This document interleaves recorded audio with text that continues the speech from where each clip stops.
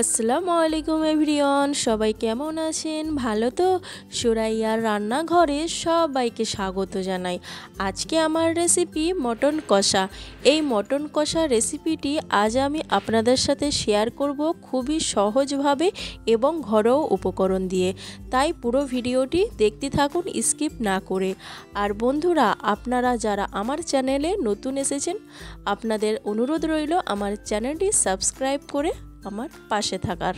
তাহলে চলুন আজকের রেসিপি শুরু করা যাক। বন্ধুরা, এখানে আমি নিয়েছি 1 কেজি খাসির মাংস। এখন আমি এই খাসির মাংসটি ধুয়ে পরিষ্কার করে নেব। তো বন্ধুরা, খাসির মাংসগুলো আমি খুব ভালোভাবে ধুয়ে পরিষ্কার করে নিয়েছি। এখন আমি খাসির মাংসটি ম্যারিনেট করে নেব। তো তার জন্য দিয়ে দিচ্ছি 2 চামচ লবণ। আপনারা আপনাদের স্বাদ অনুযায়ী লবণটা এখানে দেবেন।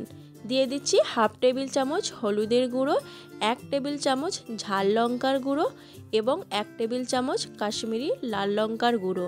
দিয়ে দিচ্ছি 1/2 চামচ জিরে গুঁড়ো আর 1 টেবিল চামচ ধনিয়া গুঁড়ো। দিয়ে দিচ্ছি 3 টেবিল চামচ আদা রসুন বাটা। এখানে আদা রসুন বাটাটা একটু বেশি লাগবে।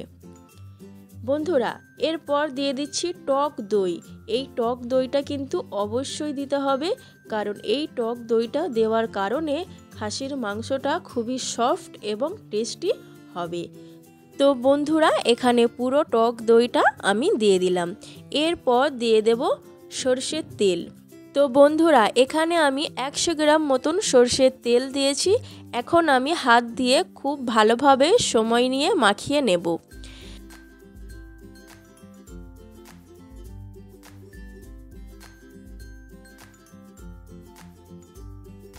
তো বন্ধুরা, খুব ভালোভাবে মাখানো হয়ে গেছে। এখন আমি দিয়ে দেব পেঁয়াজ। এখানে আমি পেঁয়াজ নিয়েছি 2টো বড় সাইজের। যদি মিডিয়াম সাইজ হয় তাহলে 3টে দিতে হবে। এখন আমি পেঁয়াজটা দিয়ে আবারও হাত দিয়ে খুব ভালোভাবে মিশিয়ে নেব। তো বন্ধুরা, আপনারা বাড়িতে যদি এইভাবে একবার খাসির মাংস রান্না করেন, দেখবেন বাড়ির সবাই আপনার প্রশংসায় পঞ্চমুখ হবে। তো বন্ধুরা, আমার অনুরোধ রইল আপনারা এইভাবে এই পদ্ধতিতে একবার হলেও বাড়িতে ট্রাই করবেন। এখন রেস্টে রেখে দেব 2 ঘন্টা। আপনাদের হাতে যদি আরও সময় থাকে তাহলে 3-4 ঘন্টা রাখতে পারেন। তো বন্ধুরা, এখন গ্যাস অন করে চুলায় একটা কড়া বসিয়ে দিয়েছি আর দিয়ে দিচ্ছি 100 গ্রাম মতন আবারও সরষের তেল। মোট এখানে সরষের তেল লাগবে 200 গ্রাম।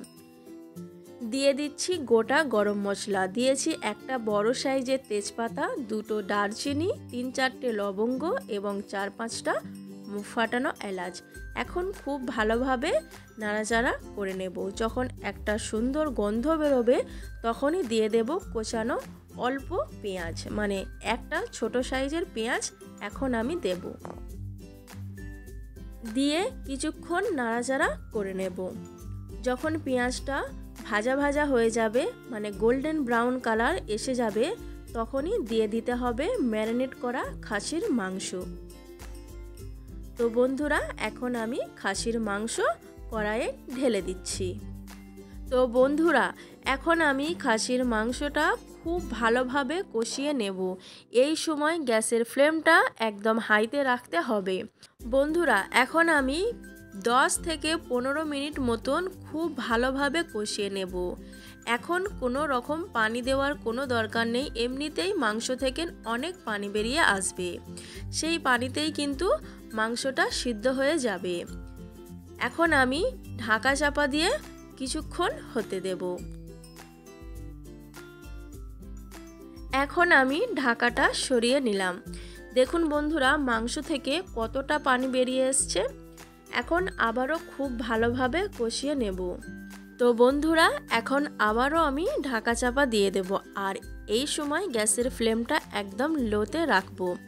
তো বন্ধুরা, খাসির মাংস যদি আপনারা খুবই টেস্টি করতে চান তাহলে গ্যাসের ফ্লেমটা একদম লোতে রেখে আর ঢাকা চাপা দিয়ে রান্নাটা করবেন।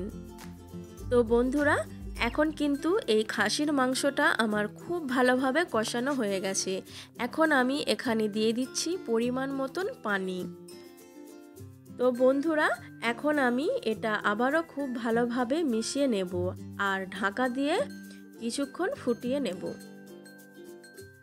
তো বন্ধুরা কিছুক্ষণ ফুটতে দেওয়ার পর এখন আমি ঢাকনাটা সরিয়ে নিচ্ছি আর একবার খুব ভালোভাবে আমি মিশিয়ে নেব।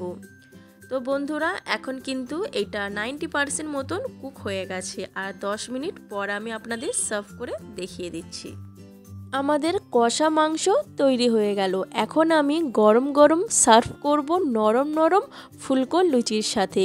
আপনারা চাইলে এটা বাসন্তী পোলাও, খোসকা পোলাও এবং নান, বেবি নান, বাটার নান যে কোনোর সাথে খেতে পারেন, খুবই ভালো লাগবে। তো বন্ধুরা কেমন লাগলো আজকের এই মাটন কষা রেসিপি?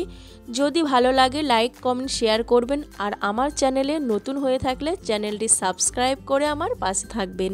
তো বন্ধুরা আজ এই পর্যন্ত, অন্য কোনো দিন অন্য কোনো রেসিপি আপনাদের সাথে শেয়ার করব। ততক্ষণের জন্য ভালো থাকুন, সুস্থ থাকুন, খোদা হাফেজ।